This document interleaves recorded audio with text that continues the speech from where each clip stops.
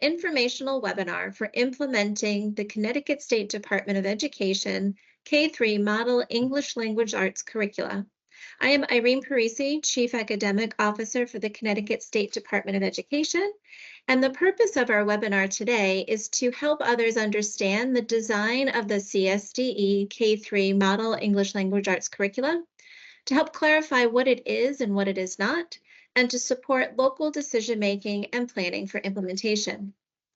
With me today, a panel includes experts in the area of curriculum design and development and small and large-scale implementation for systemic change on educator practice and student achievement.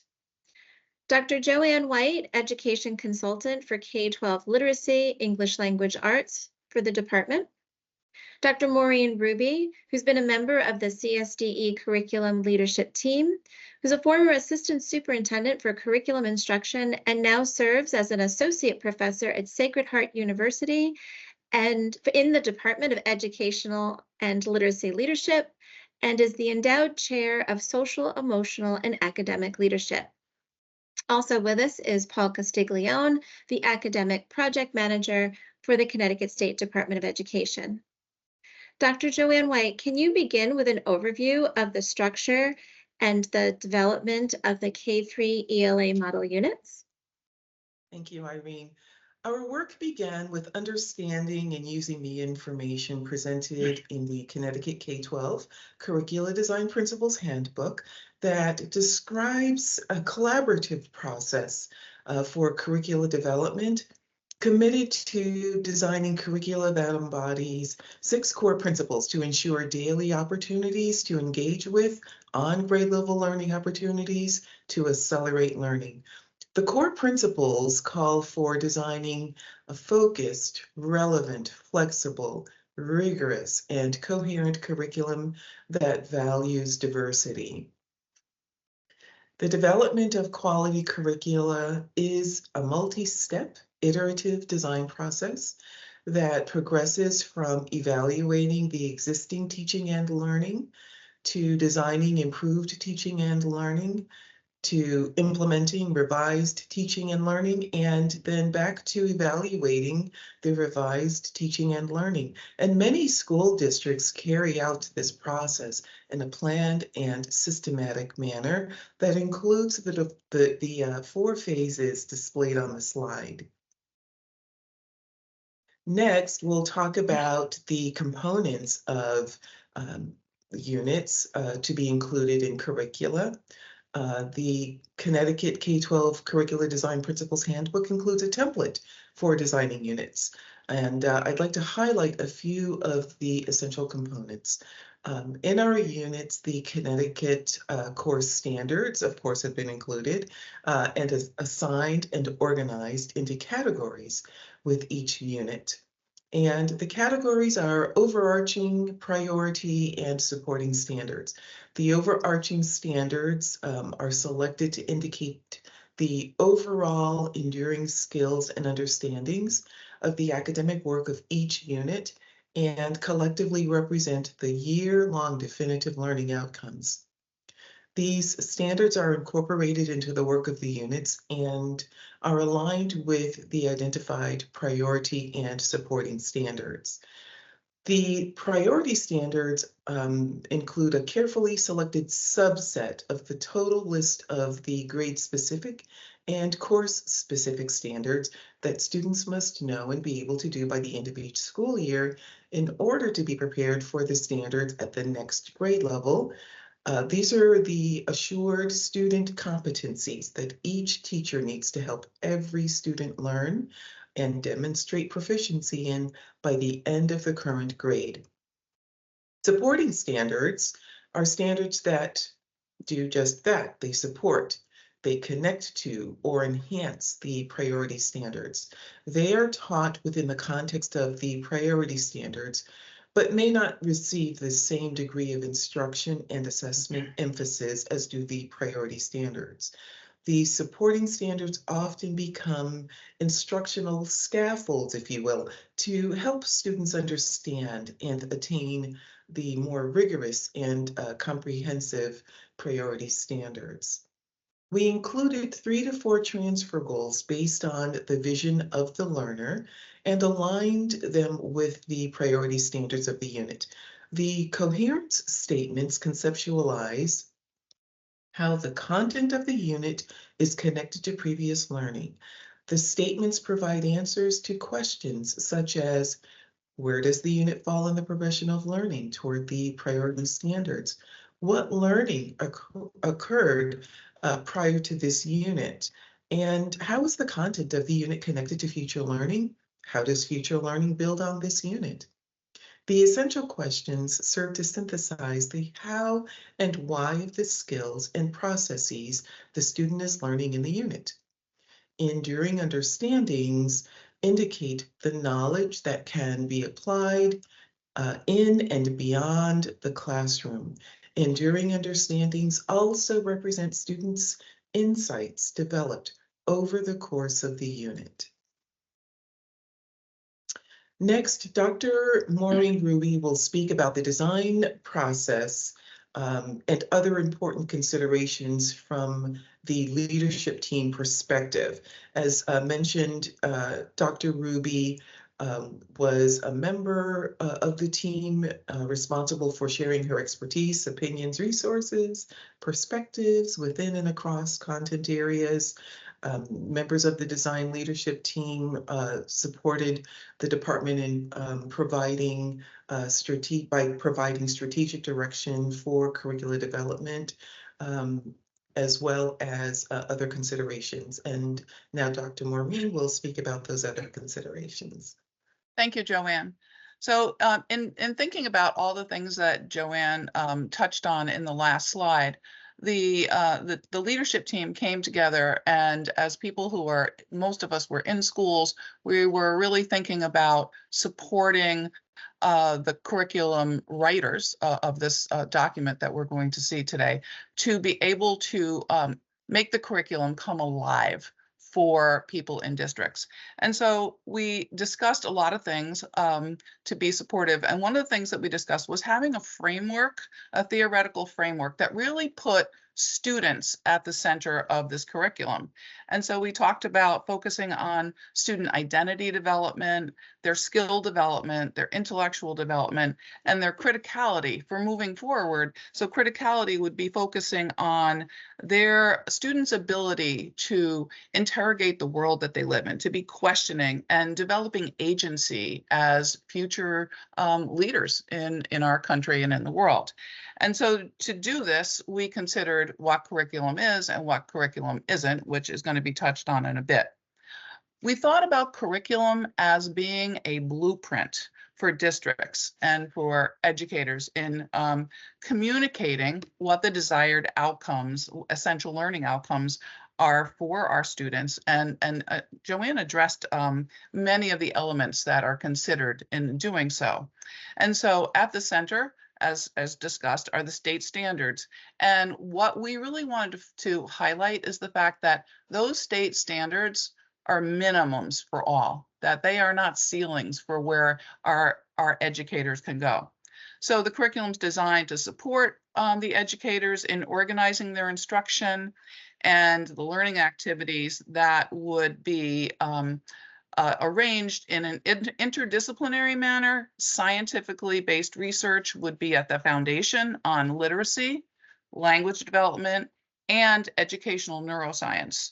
So we wanted not only to have research that informs the completeness of reading and writing in our language system, but also other variables that included students' first language, their culture, trauma-informed practices, social emotional learning, which will be focused on relationship building while delivering the curriculum, development of a culture of belonging in classrooms so students feel safe and have their basic human needs for belonging met so that then they can access this curriculum, which we felt was going to be a very powerful tool for our educators. So you'll see when you look at the curriculum that the KELP standards, which are the Connecticut English Language Learner Proficiency Standards, and the social, emotional, and intellectual habits are addressed in this curriculum. So we valued very, very highly cultural responsiveness and cultural relevance.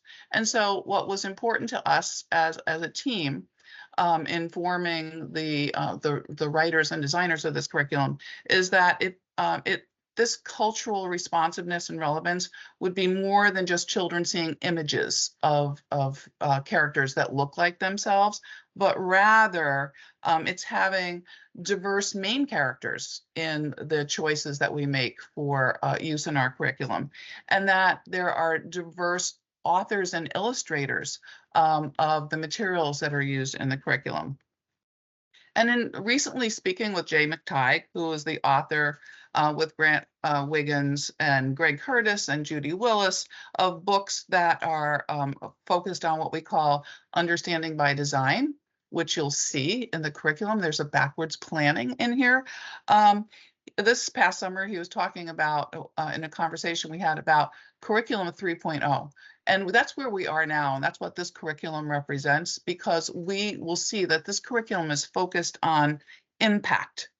It's focusing on designing a curriculum for impact and transfer learning. Because let's face it, students don't come to school to be good at school. That's not the purpose.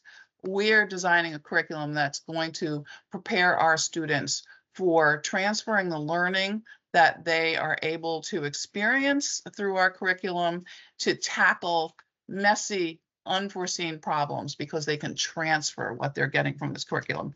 So we also identified as having what we refer to as long-term transdisciplinary goals within the curriculum, across the curriculum, vertically and horizontally, so that we are aligning desired outcomes for students that are embodied in district portrait of the graduate or vision of the learners. So in talking and presenting this kind of UBD or universal design lens, the curriculum identifies what the desired outcomes are, how we'll know, how not only we as educators will know, but how the students will know that they've met those desired outcomes, and then what the learning and instructional activities would be. And so we have a focus on performance tasks, as you'll see later in the curriculum, that really are aligned with this transfer learning. So like a blueprint, which I started out with, the curriculum design has building codes. Okay, and building codes, if you're building a home or a hospital or a school, those are the minimum requirements. You know, how far off the ground the outlets have to be, how much distance there has to be between the supporting studs within a wall. But it doesn't tell you, the blueprint doesn't tell you what color paint you're going to have in the room, or whether you're going to have carpet or tile, or what you put on the windows. Those are decisions that are left up to you. So our curriculum is the blueprint, and I think that you're going to find it to be a very user-friendly document that honors the differences and the identities of the districts. And so I'll close with two things. When we talk about the identity of the district, I'll use one quick example. If we have students, we all have different compositions of the students that live in our towns and districts. We can take what's in this model curriculum, and if we're in Southington, we can Southingtonize it. No matter what materials, what programs, because programs aren't curriculum, you're using, you can look at these units that are in this curriculum, and you can capitalize on what is in the wealth of the community that you live in, and make selections that fulfill the promise of the curriculum, but also honor the students that are there. And then once this work is done, I think an exciting caveat that we didn't add in because it wasn't available to us at the time, but is creating curriculum storyboards that are student and public parent facing, so that we can communicate what this curriculum really is to those stakeholders, because having support and understanding from the students who are in front of us about what we're engaging in and with their parents and community members is just going to make things better, because as Joanne said, this is going to be an iterative process because we're always learning and looking to the future. So thank you for the opportunity to share what we try to support in this process. We refer to curricula as the central roadmap for communicating essential learning outcomes for mastery by the end of a grade or grade band. The K-3 English Language Arts Model curricula units support districts in delineating how teachers will organize their instruction and teach to develop skills and content knowledge and assess students' ability to transfer learning. Furthermore, the CSDE's model curricula for grades K-3 inclusive aligns with the findings of the body of knowledge called the science of reading and the complementary theoretical frameworks, that is, the Simple View of Reading and Scarborough's Reading Rope, that explain the development of reading and the many subskills, the interconnectedness of those subskills, and how those subskills collectively contribute to skilled reading. The model curricula can be used alongside, but not in lieu of, the comprehensive curriculum models and programs. District and school implementation teams will need to consider developing or refining structures to strengthen curricula implementation that include a scope and sequence of foundational reading skills to support the development of students' emergent reading and writing skills organized at the lesson level. Accessible curriculum maps with embedded instructional materials and resources for developing, engaging, and relevant learning experiences connected to essential questions and enduring understandings aligned to the standards and learning targets in each of the K-3 ELA model units, and sequenced instructional materials, resources, and technology to assist with curricula implementation to help answer the question, what instructional materials are available to explicitly teach appropriate learning strategies to the standard, learning target, or set of learning targets in each daily lesson? The K-3 English Language Arts Model curricula will not satisfy the requirements in legislation for comprehensive reading curriculum models, programs, and compendiums approved for use by Connecticut school districts. The English Language Arts Model curricula may be used with the comprehensive reading curriculum models, programs, and compendiums. The K-3 English Language Arts Model curricula alone does not provide day-to-day lessons embedded with explicit and intentional instructional strategies to help meet a particular standards-aligned learning target or set of learning targets. Furthermore, the K-3 English Language Arts Model curricula require district and school curricula implementation teams to develop documents that describe grade-specific core resources and how to use those resources to strengthen curricula implementation.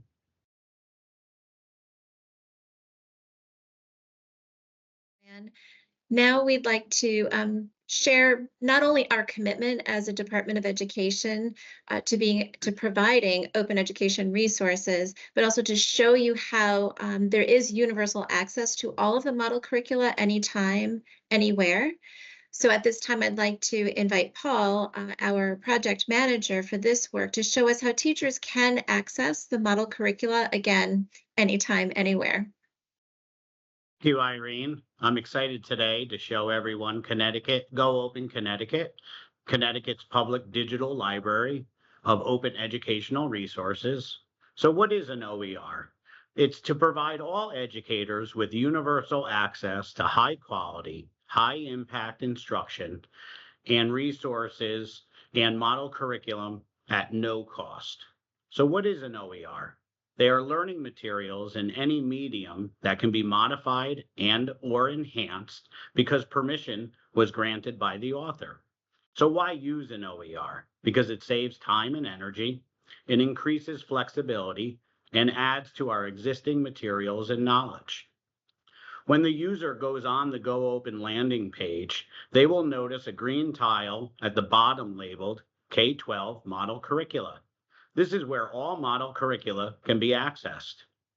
At the top of every course, the CSDE has created quick start guides to support the user in understanding how to access the curricula on Go Open, and each quick start guide also contains a Q&A section to help answer common questions. After you have selected the K-12 model curricula tile, the model curricula content will appear.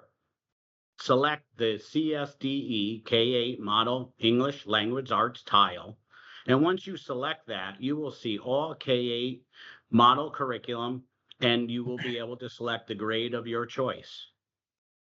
Joanne, can you talk about how to use the units? Yes, thank you.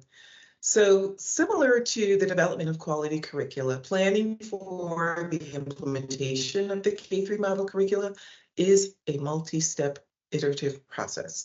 Users should consult local curriculum leaders and administrators and refer to the Connecticut the Connecticut Curricula Design Principles Handbook to understand the district curricula development process before making decisions about implementing the units. So in other words, a district needs to consider the analyzing and planning aspects, convening a leadership development team, have a discussion about articulating a K-12 program philosophy, and developing and identifying assessment items and instruments to measure student progress.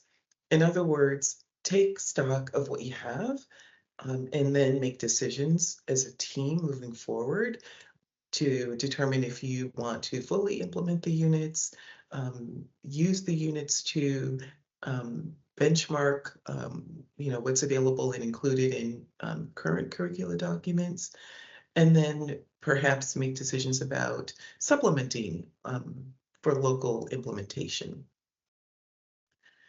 And next, Irene will talk about some of our on-demand resources. Thank you so much, Joanne. And really thank you to the panel today with sharing your expertise, your insight, and certainly passion and enthusiasm for this work. I think we're all clearly committed to our educator colleagues across the state in accessing high quality resources. So away from this webinar, we wanted to provide some on-demand resources. So we encourage you to read, to watch, or even explore some of the resources mentioned here today in this webinar. But as you go deeper, you might find additional resources provided by the State Department of Education. So we hope that you, again, read one, watch one, or explore, or go big and do all. And as always, the Connecticut State Department of Education the team is here to help you. So listed here are our email addresses. Please contact us as you're beginning on this journey to either implement, to benchmark against or evaluate your own local curricula, or planning to supplement. Again, we are here to help you utilize the K-3 English Language Arts Model Curricula. And thank you so much for viewing this informational webinar, and good luck to you in implementing the model curricula.